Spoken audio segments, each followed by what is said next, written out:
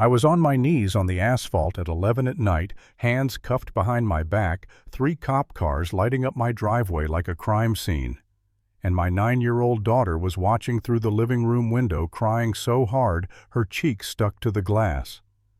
And the woman who caused it, Diane Kressler, HOA president, self-appointed queen of Meadowbrook Estates, was pointing at me and telling officers I was squatting in the house I'd lived in for 20 years.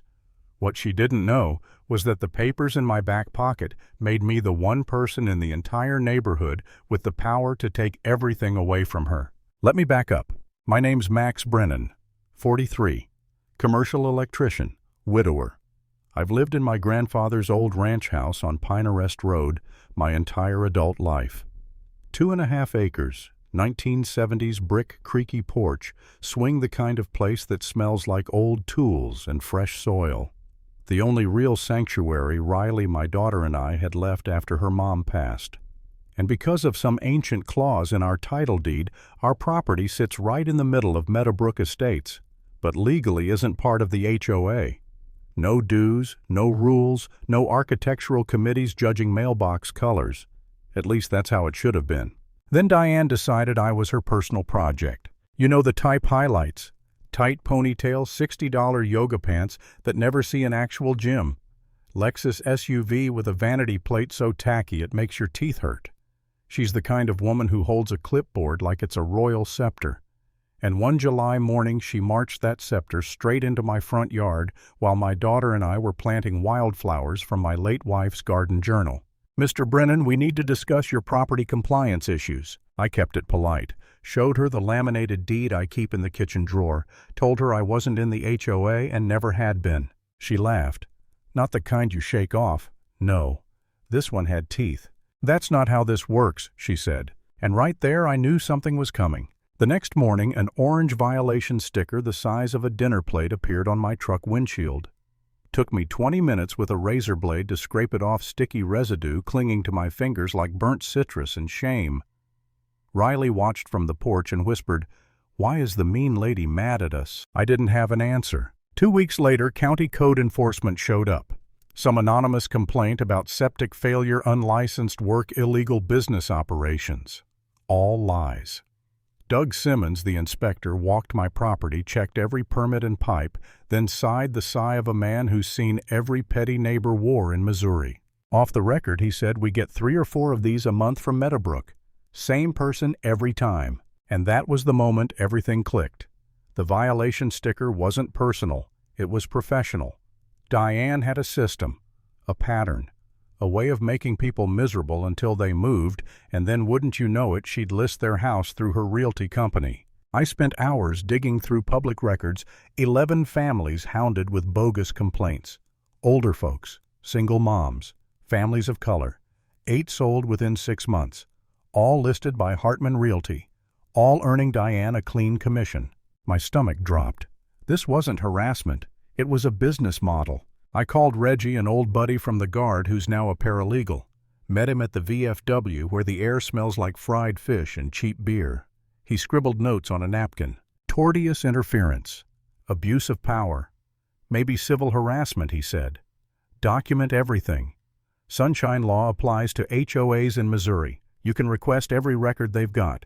So I filed a request. Diane responded by personally slapping a denial letter on my porch like she was delivering a subpoena from the heavens. "That's not how Sunshine Law works," I told her. "Take it up with our attorney," she said, pivoting on heels sharp enough to stab concrete. The next morning, she blocked my driveway with traffic cones and made me late enough to lose an $8,000 contract money I needed more than ever.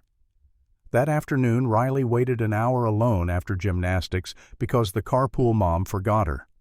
Funny thing that Mom was one of Diane's best friends. That night Riley whispered from her bed, "Daddy, should we move somewhere safer?" I sat on the floor after she fell asleep staring at Jenna's old garden journal. I ran a thumb over the pressed flowers inside.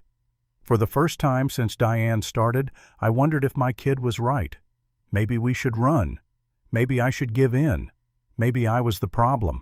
And that thought, maybe I'm the problem, hit me harder than any violation notice. But then I stumbled onto something Diane never wanted anyone to find. The HOA was broke. Not we're behind on landscaping broke. Not we need a fundraiser broke. I'm talking $340,000 in debt to the original developer. Balloon payment overdue. Reserves barely scraping $90,000. And thread through the paper obvious Diane had been funneling HOA money into companies she owned, landscaping services that never happened, consulting fees, all to her. This wasn't just petty tyranny, it was fraud. That same week, someone never found out who sent me an anonymous package. Inside was a USB drive loaded with emails. Proof Diane had coordinated lowball sales, targeted homeowners she didn't think fit the neighborhood aesthetic. Even emailed her ex-husband, the developer, telling him she'd handle the Brennan property problem. And that's when the biggest twist of my life hit me. The debt the HOA owed. It belonged to her ex-husband Lawrence, a man who, as it turned out, hated Diane's guts with the force of 1,000 suns. I called him. He answered. We met at Panera, which smelled like burnt coffee and stale sourdough. He listened to my story, barely blinking, then said, "You want to buy the debt. Pay cash. I'll sell it today just to watch her face when she realizes she missed every notice I sent." I offered $185,000. He countered at $160. I wired every penny of my wife's life insurance and my retirement. Sickening, terrifying, but necessary. By 4 p.m. the papers were recorded. Just like that, I became the HOA's sole creditor, meaning if they didn't pay up, I had full legal right to foreclose on every common area asset Diane loved wielding like a weapon pool, clubhouse, playground entrance, landscaping, all of it. When Diane found out, she went nuclear. Emergency HOA meetings, threat emails, a professional smear campaign online painting me as some corporate raider stealing homes from families. She vandalized my truck again, paint stripper this time, eating the clear coat like acid. She filed an anonymous complaint with the state licensing board. 2 contracts withdrew. $15,000 gone in 1 week. But none of that compared to what she did next. She called Child Protective Services on me. Anonymous report. Child neglected. Unsanitary home. Riley often unsupervised. A CPS investigator, Emma, showed up at my door at 4 p.m. sharp. Professional, kind, but bound by policy. She inspected the house, interviewed Riley privately.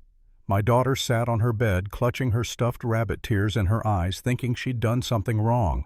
When Emma closed her laptop and told me the report was malicious and closed immediately, Riley ran to me crying, "Daddy, did I get you in trouble?" I hugged her so tight she could barely breathe.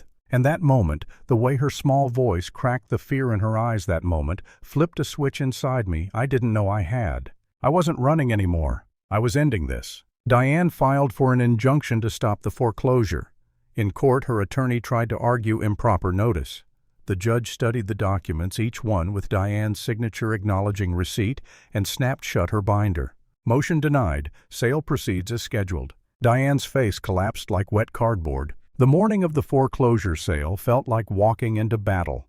Courthouse steps crowded with 200 people, neighbors, news crews, curious onlookers. Diane arrived in a white power suit, sob story locked and loaded. She gave the media a heartfelt monologue about a predatory outsider destroying the community. Not a single word of it true. The commissioner read the legal description in a monotone voice that echoed off the marble. Minimum bid $340,000. No one moved. I raised my hand. $340,000, credit bid. The commissioner nodded, bored. Any other bidders? Someone shouted from the crowd. $500,000, but she wasn't registered. Invalid. Going once, going twice, sold to Max Brennan. The gavel cracked like thunder. The courtyard erupted. Diane stormed towards me, trembling eyes wild. "You ruined everything. You don't belong here." I held up the deed showing my property was never part of the HOA. Then the emails showing her harassment. Then the financial documents. Then the police report she'd filed. Finally, the CPS report she weaponized against me. Cameras zoomed, reporters scribbled, homeowners gasped. And then from the back of the crowd, her ex-husband Lawrence stepped forward. "I gave him those emails," he said. "You did this to yourself." She stared at him, then at me, then at the crowd, her power evaporating in real time, draining out of her like water through cracked glass. "This isn't over," she whispered. But it was. Right then, right there. The instant every lie she'd built collapsed under its own weight. That's where my story ends. Not with a celebration, not with a neighborhood barbecue or some cheesy redemption arc, but with the most satisfying silence I've ever heard, the sound of a bully finally losing the power she never deserved. And if there's one thing you take from what I lived through, let it be this: bullies win only when good people stay quiet.